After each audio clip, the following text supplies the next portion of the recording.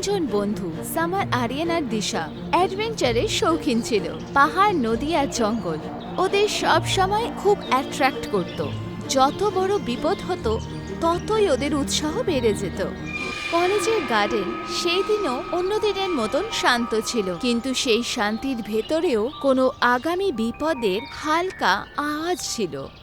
অনেক দিন হয়ে গেল রে, আমরা কোনো অ্যাডভেঞ্চার ট্রিপে বেরোইনি, তাই না? তা একদম তুই ঠিকই বলেছিস সামার। আরে আমিও তো তোকে এটাই বলতে চাইছিলাম। তাহলে আর অপেক্ষা কিসের? চল কিছুদিনের জন্য কোনো ভালো হিল স্টেশনে ঘুরে আসি। কিন্তু আমরা যাব কোথায়? অদ্ভুত তো, তোমরা তিনজন অ্যাডভেঞ্চারের শখ রাখো, তাহলে এটা তো স্বাভাবিক যে আমরা কোনো অ্যাডভেঞ্চারের জায়গাতেই যাব। যেমন ধরো কোনো জঙ্গল বা বরফের জায়গায়, বা কোনো পাহাড়ে যেখানে সামান্য একটু বিপদের সম্মুখীন আমাদের হতে হবে। মনে হচ্ছে তুই আগে থেকেই কোনো জায়গা ঠিক করে রেখেছিস। এবার বল না খুলে। সামারের চেহারায় হালকা হাসি এলো।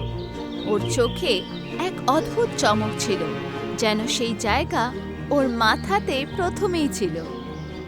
আমরা অরুণাচল প্রদেশের একটা পাহাড়ি এলাকাতে যাব। ওই এলাকাটাতে বরফও পড়ে, আবার শুনেছি চারিদিকটা ঘন জঙ্গলে ঘেরা। পরের দিন তিনজন বন্ধু অরুণাচল প্রদেশের পাহাড়ের মাঝখানে তৈরি একটা পুরনো রিসর্টে বসেছিল। বাইরে বরফের হাওয়া গাছের থেকে পড়ছিল। রিসর্টের কাঠের দরজা হাওয়ার প্রত্যেক ধাক্কায় কিরকম একটা আওয়াজ করছিল। সামার নিজের হাতে ট্যাবলেট ধরে কিছু একটা দেখছিল।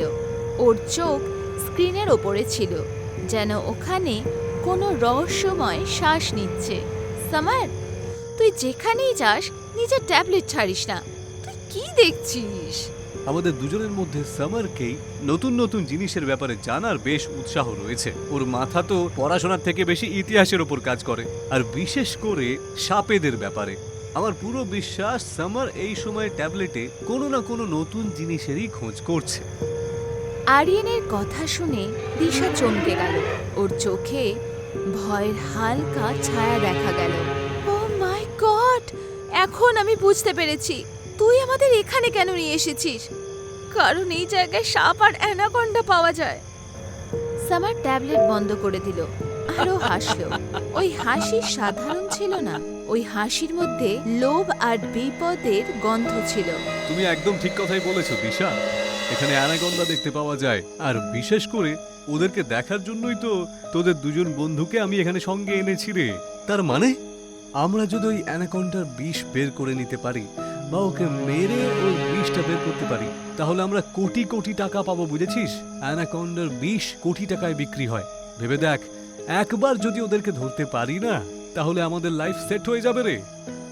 আরিয়ানের চোখেও চমক এলো। লোভ ওর চোখে পরিষ্কার দেখা যাচ্ছিল। বা ভাই, এ তো সত্যি দুর্দান্ত খবর দিলি। কিন্তু দিশার চেহারা হলুদ হয়ে গেছিল। কিন্তু সামার, আমি শুনেছি অ্যানাকন্ডা খুবই ভয়ঙ্কর হয়।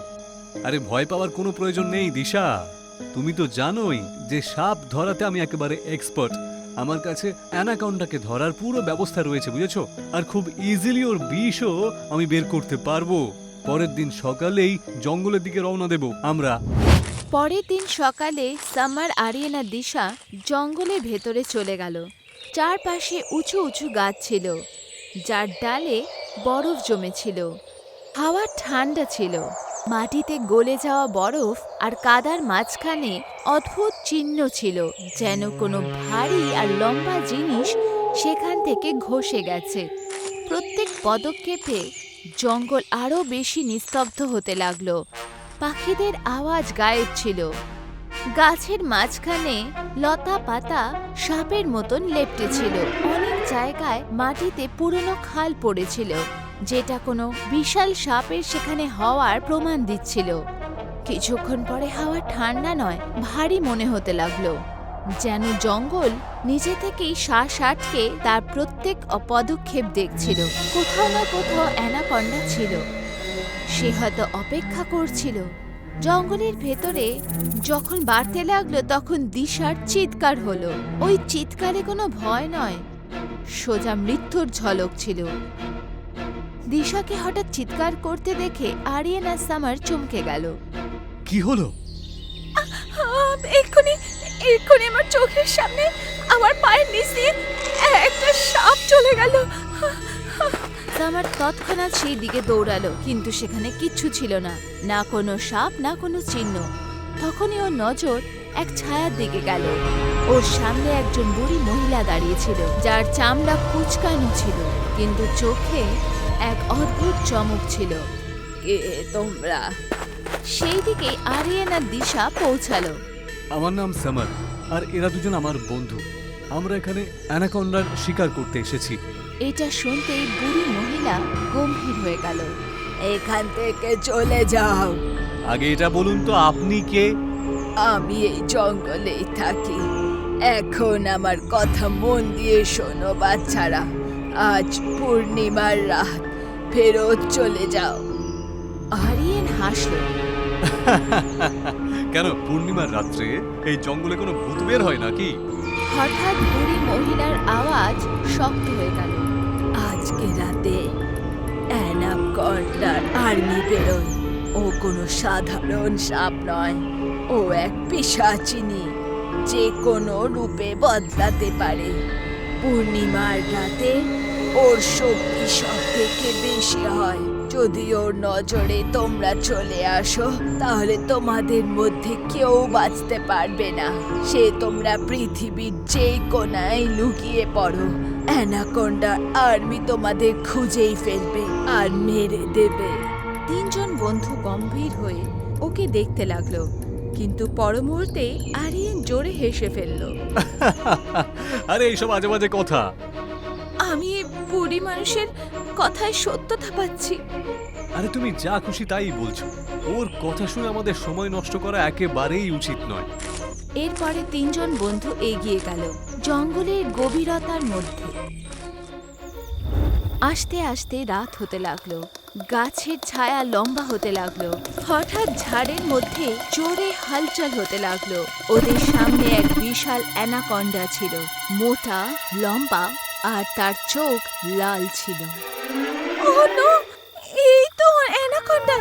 সামার বন্দুক বার করলো আর গুলি চালানো শুরু করে দিল।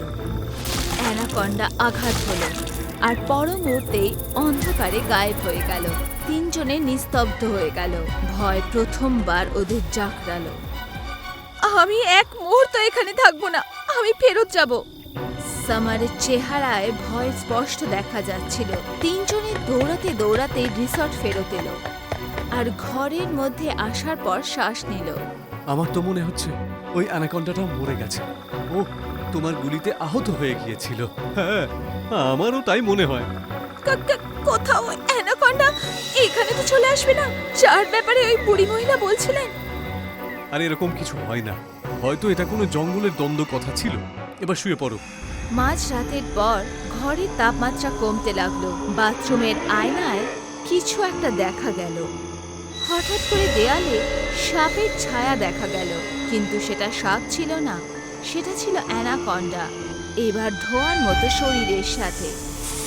তার চোখ মানুষের মতো ছিল আর ফনায় হাসি ছিল। ও আরিয়ানকে এক মুহূর্তে জাকড়ে ধরল। ঘরে আরিয়ানের চিৎকার আর হাড়ের মটকানোর আওয়াজ পাওয়া গেল, আর তারপর এক নিস্তব্ধতা ছেয়ে গেল। ওই ভয়ানক দেখতে অ্যানাকন্ডা বিদ্যুতের বেগে সামারকে দেয়ালে আছড়ে মারল। ওর চোখের সামনে অন্ধকার ছেয়ে গেল। দিশা এখন ভয়ানক সেই দৃশ্য দেখে চিৎকার করে খালি পায়ে হোটেল থেকে বাইরে বেরোলো। কাঁটা ওর পায়ে আটকাচ্ছিল, কিন্তু ভয় সেই ব্যথাও ভুলে গেছিল। হঠাৎ ওর সামনে সেই বুড়ি মহিলা আবার দেখা দিল, যাকে ও প্রথম থেকেই ওখানে ওর অপেক্ষা করছিল। আমায় বাঁচিয়ে নিন, আমি আপনার কথা শুনিনি। বুড়ি মহিলা হাসলো, কিন্তু সেই হাসি মানুষের ছিল না। মূর্খ, আমিও সাপের রক্ষক। আমার কাজ হলো সাবধান করা। যে মানবে না তার শেষ নিশ্চিত। এইটুকু বলেই ওর চেহারা বদলাতে লাগলো, চামড়া টানতে লাগলো, হাড় আকার দিতে লাগলো, চোখ লম্বা সাপের মতন হয়ে গেল, জিভ বাইরে বেরিয়ে এলো ঠিক সাপের মতন। ওর পেছনে অন্ধকারে সেই ভূতিয়া অ্যানাকন্ডা দেখা দিল, ধোঁয়ার মতো শরীরের সাথে, নিজের মানুষের মতো চোখে ক্রূর চমক নিয়ে। দিশা চিৎকার করতে চাইছিল, কিন্তু আওয়াজ শুধু গলায় থেকে গেল। পরের দিন সকালে জঙ্গলের বাইরে 3টে লাশ দেখা গেল। শরীরে কোনো চিহ্ন ছিল না, কোনো রক্ত ছিল না, কিন্তু চেহারায় ভয় জমেছিল।